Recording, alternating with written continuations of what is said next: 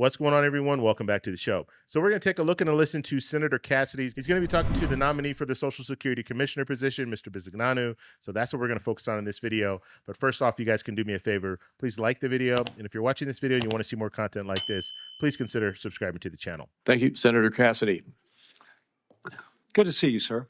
Good to meet your family in New Orleans at the Super Bowl. Thank you. And I was struck when I asked, okay, I forget how much Social Security puts out per day. And I asked, you want to take that on? And you said, I handle 5 times that much per day right now. And I just say I was struck immediately how oh yeah, this is what I do, and I do it in a way which improves service. And then you pointed where we were eating. This is one of my machines. By the way, it took my money very quickly for the pizza I bought. So just to thank you for offering that and bringing your kind of incredible skill set to this issue. Thank you, sir. Part of it we talked about was public-facing service, and particularly among older people who sometimes have a difficult time getting to an office. And they rely upon the phone because, frankly, they're homebound. How will you manage that? How will you continue to provide services to those folks who are homebound, making sure that they can still access, make changes as necessary, even if they have a difficult time coming in physically? Yeah. Today, Social Security, according to public information, gets 80 million phone calls a year. In the organization I currently run, we do 400 million phone calls a year. I see the phone as a mandatory way for people to communicate. I see phone technology as an opportunity, but at some point people want to talk to a live agent also, so we have to provide that. I think it's mandatory. I think it's part of meeting beneficiaries where they want to get met, whether it's in a field office, whether it's on the web, or whether it's on the phone. And I think it's ripe for enhancement always, but obviously, ultimately, people like sometimes to get reassurance from a person that they're going to get the benefits. Now, there's chronic wait times, I'm told, chronic wait times on the 1-800 number, so much so that people sometimes give up.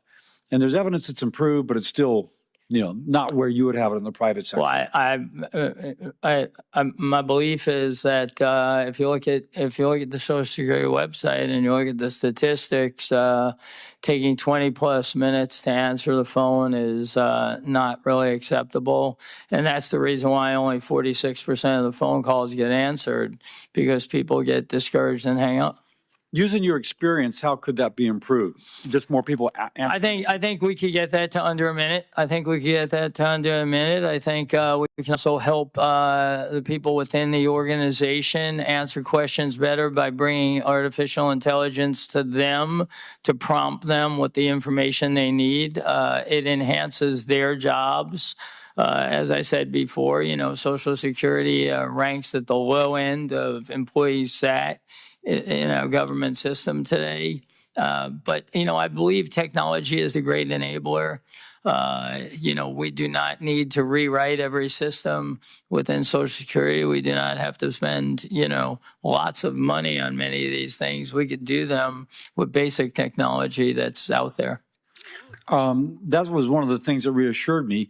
All these things that seemed to be insurmountable in the Social Security Administration, you had done it. And so, again, thank you for bringing that expertise to us. One thing that I know is an issue is sometimes beneficiaries are overpaid, and then they're contacted later to recoup the money. Now, it's one thing for somebody who's well off to pay back, and it's another thing for someone who basically lives on cash flow, and then you're asked to repay that, which is, been spent. Any thoughts about that? How do we stop, one, the overpayments? And then once it's detected, how are we fair to the people who have been overpaid, taking into account their ability to repay? Thank you. I think there's two things there. One is, as I like to say, the Inspector General report produces a 1% error rate. I think that's way too high. I think it should be decimal points to the right, probably 5 decimal points. That will eliminate a lot of the overpayments. And then at the end of the day, we need to evaluate the ability to pay back and work it out. You know, I know there was one way to do it. We've implemented another. I'm going to make sure that we recover all the money we should recover. But on the other hand, we have to be humans in the process too. I have a couple questions I'll do for the record. Thank you very much for bringing your private expertise to benefit the public. Thank you. Thank you.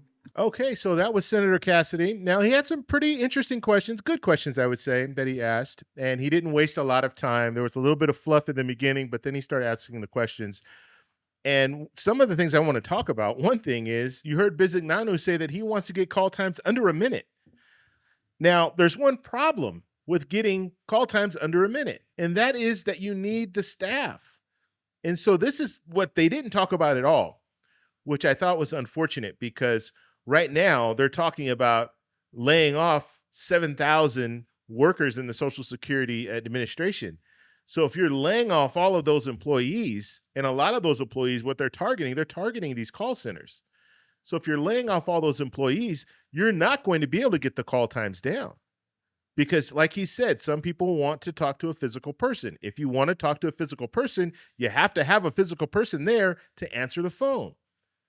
And so I think this is going to be a huge problem in the future if we see all of these layoffs, because you can't do two of the same. Now, he's talking about he worked in the private industry and he was able, you know, he talked about all of that. But any CEO of a company knows that if you lay off people in the call center, then the call times are going to increase. And so he was talking about 20 plus. I think it's probably about, well, right now it's even worse. It's like 2 or 3 hours in some situations to call and talk to someone. And a lot of that has to do with the Social Security Fairness Act. There are a lot of people in the last couple of months that have been calling. But when it comes down to getting it under a minute, you need to have staff. And it's not, technology is not going to be able to help. I mean, maybe a little bit of AI. So when you first call, just to kind of route your call to the right person. But when it comes to technology, it's not going to be able to replace an actual person. And so that's what they should have been discussing. The fact that we need more employees at the Social Security Administration to answer phones, or we need to route some of the people who are working in the Social Security Administration, move them to call centers so they can answer the phone. And then on top of that, training and all of that when it comes to talking on the phone. And then they talked about overpayments, which I thought was good. They're talking about overpayments. They've changed the system now. The system used to be, if there were overpayments, they could only claw back up to 10%. They couldn't claw back more than 10% at any given time. And just to give you an example, let's say you are in a situation where you receive $2,000 a month in your Social Security benefits, but then they find out that they overpaid you by $4,000. Well, effective now, what they're doing is they're clawing back at 100%. Before, they were clawing back at 10%. And so out of that $4,000, they would take $400 each month. But now they're clawing back at 100%. So if you are in that situation where you owe $4,000 and you receive $2,000 a month in Social Security benefits, guess what? They're taking all of that. They're taking $2,000 for the first month, and then the second month they're taking another $2,000. So there'll be 2 months where you won't receive any benefits at all. And so, of course, you can work out a payment plan with them and all of that. But let's just say you didn't receive the letter, you didn't know what was going on. That first month, they'll claw back at 100% and take all of your money. And just imagine how disastrous that would be for many people, because you won't have any money to pay your bills, to buy food, all of that. And so that's one change that they made that I don't agree with. Look, the federal government will get their money. Why do you have to say we're taking it at 100%? We want to get as much as we can right now. Ultimately, the federal government will be able to get the money. So I don't know. I'm not really comfortable with that, because I know there are a lot of people that are on a fixed income that are receiving Social Security benefits, and sometimes mistakes are made. And a lot of times those mistakes aren't made by the person receiving the Social Security benefits. It's made by the Social Security Administration. And now they're saying, oops, we made a mistake, but guess what? You got to give us all the money now. And so I'm not really comfortable with that, but I want to know what you guys think. So let me know in the comments below. If you guys have any other questions, let me know in the comments below as well. If you like this video, please give me a thumbs up. Remember, you can send me an email, david@thetecshow.com. Subscribe for more, and I'll talk to you in the next one. Bye. So that's all we have for this video. Make sure if you guys want to send me an email, you can do that, david@thetecshow.com.